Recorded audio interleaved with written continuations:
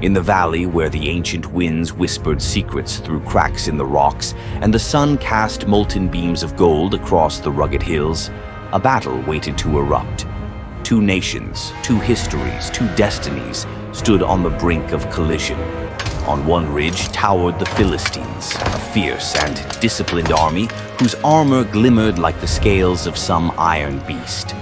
On the opposite ridge, the Israelites stood tense and silent, their spears planted into the ground like markers of fear, their shields pressed against trembling hands. For days upon days, the armies remained motionless, frozen not by indecision, but by dread. Soldiers stared across the valley with wide eyes, each man silently asking the same question: who among us will make the first move? But the truth was this: none of them would. Not yet. Because the warrior destined to move first was nowhere near the battlefield.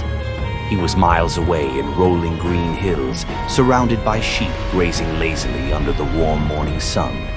He hummed melodies to himself, tapping rhythms on his knee, completely unaware that history was preparing to call his name.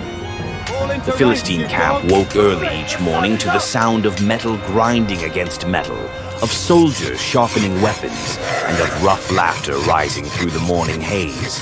Dust swirled under countless marching feet, but above all of it, towering high and impossible to ignore, stood one man, Goliath.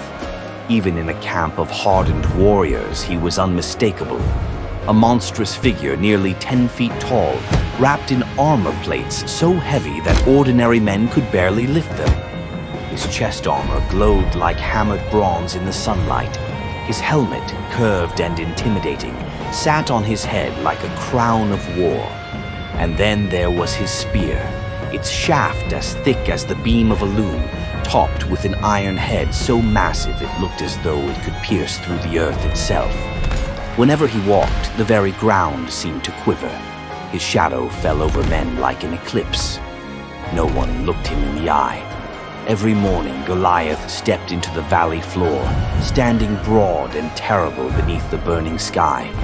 With a voice that rolled like thunder across the cliffs, he bellowed his challenge: "Choose a man to fight me. If he kills me, we will be your servants. But if I kill him, then you will serve us." The words echoed endlessly, bouncing off the stone walls of the valley, seeping into the hearts of every Israelite soldier listening. Each challenge felt heavier than the last, like a curse that settled deeper into their bones. Seasoned warriors who had faced countless enemies avoided his gaze. Shields rattled not from impact, but trembling hands. No one dared move. Not even King Saul, taller than most of his men, felt brave enough to answer the giant's call. And so the valley waited, not for a soldier, not for a king, but for someone entirely unexpected. While fear gripped the battlefield, Bethlehem breathed in soft peace. Its days were filled with the rustle of wheat, the laughter of children, and the bleating of sheep wandering through hills dotted with wildflowers. In these fields lived a boy who carried no sword, no armor, no title, yet possessed something far greater. David, the youngest son of Jesse, the eighth among his brothers. The boy who, when the others went to war, stayed behind to tend to sheep and fill the air with the music of his harp. David was small in frame, but mighty in spirit. His eyes held the spark of curiosity. His hands knew both the softness of a harp's strings and the strength needed to defend his flock. He was different. Where his brothers marched with stern faces into battle formations, David spent his days singing songs to the sky, weaving melodies inspired by the mysteries of God and the beauty of creation. Yet, a shepherd's life was not without danger. Lions lurked in the shadows. Bears prowled through the brush. David had learned to protect his sheep not with brute strength, but with speed, precision, and a weapon many considered nothing more than a child's toy, a sling. 2 leather straps, a pouch for stones, and a masterful technique that turned simple rocks into deadly missiles. David trained endlessly. He could strike a wolf before it reached the flock. He could hit a flying bird mid-flight. He could shatter a piece of pottery from a distance that left grown men astonished. What David did not know was that this humble skill, this simple shepherd's weapon, would soon change the fate of nations. One morning, Jesse called for his youngest son. "David," Come here, he said, need a word with you. "take this bread, these loaves, and this roasted grain to your brothers on the battlefield. Bring me back word about how they are." David's heart leapt. Finally, a chance to see the battlefield he'd heard so many stories about. A chance to stand among warriors. A chance to glimpse the world beyond the hills. He packed the provisions carefully, slung his harp over his shoulder, gripped his staff, fastened his sling at his waist, and began the long journey along the dusty road toward the valley of Elah. Along the way, he imagined his brothers' reactions. He saw himself greeting them proudly, watching armies on opposite hills, perhaps even listening to tales of bravery. But everything he imagined was a shadow compared to the reality he was about to face. As David approached the Israelite camp, he heard a roar so deep it seemed to shake the air around him. He hurried forward and reached the ridge, and what he saw froze him in place. Down in the valley stood Goliath. His armor glinted like fire. His voice boomed across the plains. "Send me a man." David scanned the ranks of Israel's soldiers. Every man, battle-hardened, broad, stronger than David, stepped backward. Fear filled their faces. No one moved forward, not one. David's heart flamed with indignation. He turned to the nearest soldier and asked, Who is this uncircumcised Philistine that he should defy the armies of the living God? But before the soldier could respond, a familiar voice snapped sharply. His oldest brother, Eliab. "What are you doing here?" Eliab Know your barked. pride and "Why the aren't you insolence watching of your those heart. few sheep? You came Why to have you watch the come back battle, here? didn't you?" David met his brother's glare, calm and steady. "Is there not a cause?" Word of his boldness traveled quickly, carried from whisper to whisper, until it reached King Saul himself. And soon a guard escorted the shepherd boy to the royal tent. David entered Saul's tent with humble steps, kneeling before the king. Saul stared at the boy, small, young, You are not trained untrained for this, for shepherd. war, and Look shook at his you. head. He "You will cannot crush go you. against this Philistine," Saul said gently. "You are only a boy, and he has been a warrior since his youth." He cannot David's be confidence did not The boy waver. will be slaughtered. When lions came for the sheep, I fought them.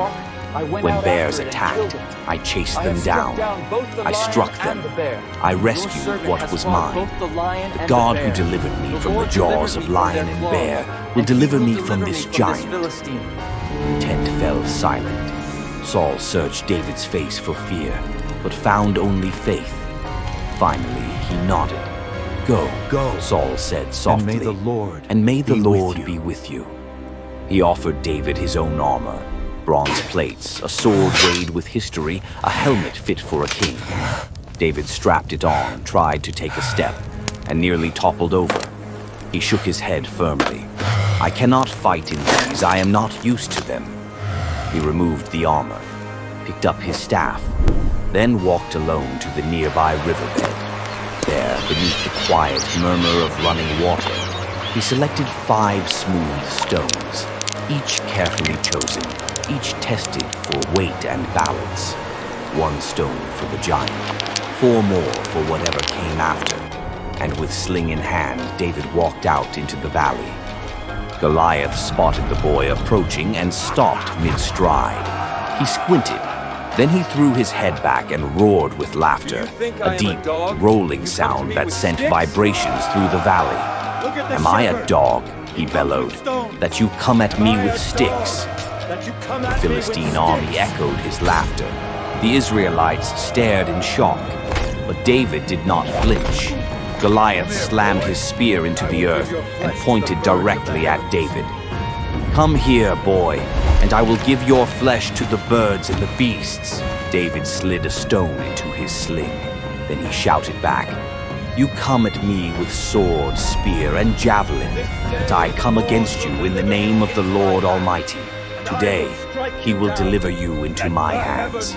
The words cut through the valley like lightning just before a storm. The world fell silent. The wind stopped. Men held their breath. Even time itself seemed to pause. Then, Goliath charged. His colossal footsteps thundered across the ground, each one shaking the valley floor. His armor clanged. His roar split through the air like a beast unleashed. David moved not with fear, but with grace, swift as a desert hawk, light as a flame. He swung the sling. Once, twice, 3 times. The straps blurred. The stone disappeared into speed. Release. The stone shot forward with staggering force, a whisper of death carried on the wind. It struck Goliath in the forehead, the one spot unguarded by armor. For a single heartbeat, the giant stood still. Then his eyes rolled back, his knees buckled, and the mighty warrior fell forward with the force of a collapsing mountain. The earth trembled as Goliath hit the ground. Silence filled the valley. No one moved. A shepherd boy, armed with nothing but faith, a sling, and a single stone, had accomplished what an entire army could not. David dashed forward. He seized Goliath's massive sword, straining under its weight, and raised it above his head. With one final strike, he ended the giant's reign of terror. And then the valley erupted. The Philistines broke in panic, fleeing in desperation. The Israelites surged forward, shouting triumphantly. Victory swept through the battlefield like a storm. And in the center of it all stood David, a boy no longer, a hero with a heart that believed the impossible. And David returned to the camp, but not as a shepherd, as a warrior, as a champion, as a symbol of unwavering faith.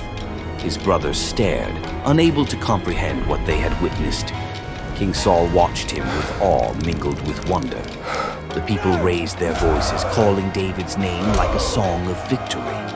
Yet David remained humble, for he knew better than anyone that his victory had not come from strength or skill alone, but from a courage rooted in something greater. He understood something the others were only beginning to grasp. The greatest battles are not always won by the strongest, but by those who believe when everyone else doubts. For generations, the story of David and Goliath would be told, around fires, across kingdoms, in whispered tales passed down to children. It would become more than a story. It would become a symbol, a reminder that giants fall not because of the size of the warrior who faces them, but because of the size of the faith that drives him. A reminder for anyone who faces impossible odds. And it all began with a boy, a sling, 5 stones, and a moment of courage that changed the world.